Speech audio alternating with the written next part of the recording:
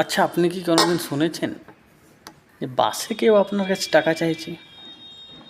এরকম হয়নি না? আজকে শুনুন, সেই ঘটনাটাই বলবো। তাই আমি পাপি, আর আপনারা সবাই ভালো আছেন, আশা করি ভালো আছো। তো হঠাৎ একটা হালকা করে গল্প কথা বলি যে আমি একদিন বাসে যাচ্ছি, কোথাও একটা যাচ্ছি, একটা খালি সিটে বসে আছি।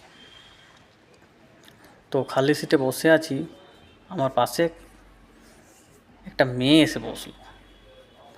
তো মেয়েটা এসে বসার পর ব্যাগটা উপরে তোলার পর আমায় বলে, আচ্ছা তুমি কোথায় যাবে?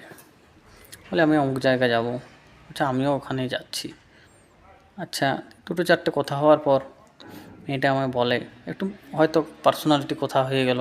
তখন মেয়েটা আমাকে বলে, কিছু টাকা দাও না, আমি দুদিন পর দিয়ে দেবো, ফোন নাম্বার দিচ্ছি। আমি তখন ওকে বললাম যে আপনি হাভেলিতে আসুন, টাকা দিয়ে দেবো। আর আপনারা জানেন হাভেলিতে কী আছে? হাভেলিতে